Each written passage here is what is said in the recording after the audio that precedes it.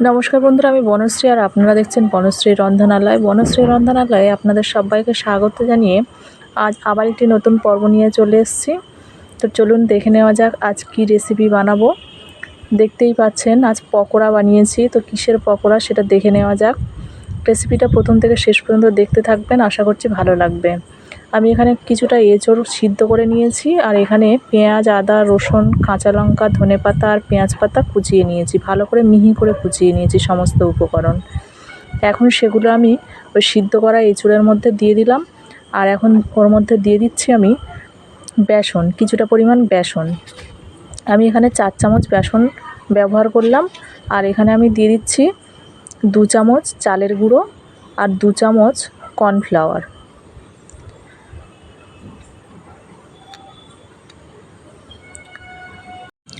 এখন দিয়ে দিলাম হাফ চামচ গরম মশলার গুঁড়ো, 1 চামচ গোটা জিরে, হাফ চামচ লঙ্কার গুঁড়ো। আমি লঙ্কার গুঁড়োটা হাফ চামচ দিয়েছি কারণ আমি কাঁচা লঙ্কার কুচি ব্যবহার করেছি। আর দিয়ে দিলাম 1 চামচ কাশ্মীরি লঙ্কার গুঁড়ো একটু কালারের জন্য, আর হাফ চামচ হলুদ গুঁড়ো আর স্বাদ অনুযায়ী লবণ। সমস্ত উপকরণ দেওয়ার পর আমি এইভাবে এঁচোড়টা মেখে নিচ্ছি। আর এঁচোড়টা আপনারা চাইলে আলাদা করে আগে মেখে নিতে পারতেন, কিন্তু আমি সব উপকরণ দেওয়ার পর একসঙ্গে মেখে নিচ্ছি এইভাবে। আর এইভাবে এঁচোড়টা একটু ভালোভাবে মেখে নিতে হবে যাতে এঁচোড়ের মধ্যে কোনো দানা দানা ভাব না থাকে। তার জন্য এঁচোড়টা ভালো করে সিদ্ধও করে নিতে হবে। আর দেখুন এইভাবে ভালো করে মেখে নিতে হবে।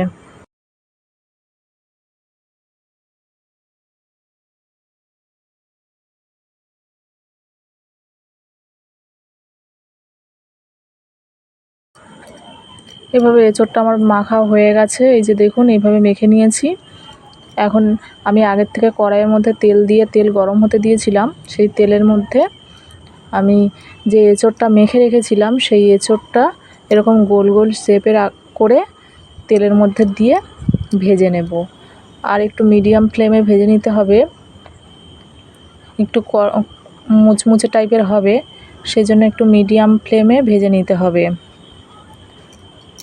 আর এঁচোড়ের এই রেসিপিটা একবার বাড়িতে বানিয়ে খেয়ে দেখবেন, আশা করছি ভালো লাগবে। আর যদি রেসিপিটা ভালো লেগে থাকে তো একটা কমেন্ট করে জানাবেন কেমন হলো। আর চ্যানেলে নতুন বন্ধুদের অনুরোধ করব যে চ্যানেলটা একবার সাবস্ক্রাইব করে রাখবেন আর পাশে থাকা বেল আইকনটিও প্রেস করে দেবেন, যাতে আমার চ্যানেলের এরকম নতুন নতুন রান্নার নোটিফিকেশান সবার আগে আপনাদের কাছে পৌঁছে যায়। তো এখন দেখুন এগুলো আমি উল্টে পাল্টে এইভাবে লাল লাল করে ভেজে নিচ্ছি।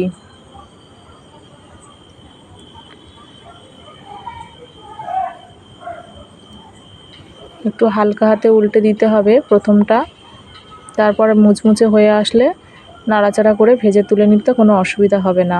প্রথমের দিকে একটু হালকা হাতে উল্টে পাল্টে দিতে হবে। তো দেখুন আমার প্রায় হাফ ভাজা হয়ে গেছে লাল লাল করে। এখন আমি নাড়াচাড়া করে দিচ্ছি আর ভেঙে যাচ্ছে না।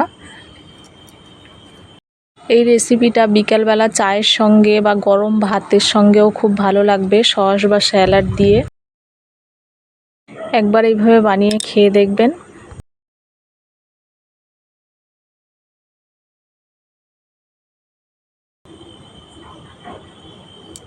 এগুলো আমার লাল লাল করে ভাজা হয়ে গেছে, দেখুন কত সুন্দর কালার এসছে।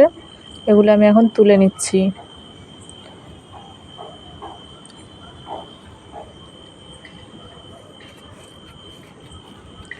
সমস্ত পকোড়াগুলো আমার তুলে নেওয়া হয়ে গেছে। এখন আমার যেগুলো বাকি ছিল সেগুলো একই পদ্ধতিতে আমি ভেজে নেব।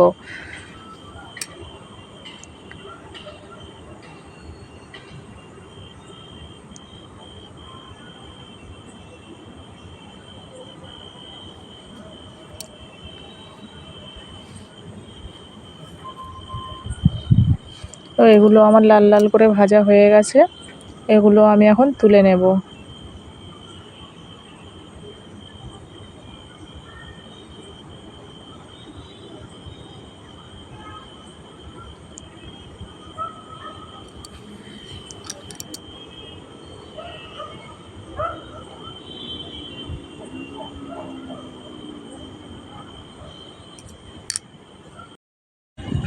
এখন সমস্ত পকোড়াগুলো আমি ভেজে তুলে নিয়েছি আর এইভাবে একটু গার্নিশিং করে দিয়েছি সস দিয়ে আর স্যালাড দিয়ে, খেতে ভালোই লাগবে। আমার আজকের রেসিপি এই পর্যন্ত। দেখা হচ্ছে পরবর্তী একটি নতুন রেসিপিতে। ততক্ষণের জন্য সবাই ভালো থাকবেন, সুস্থ থাকবেন। সবাইকে অনেক অনেক ধন্যবাদ।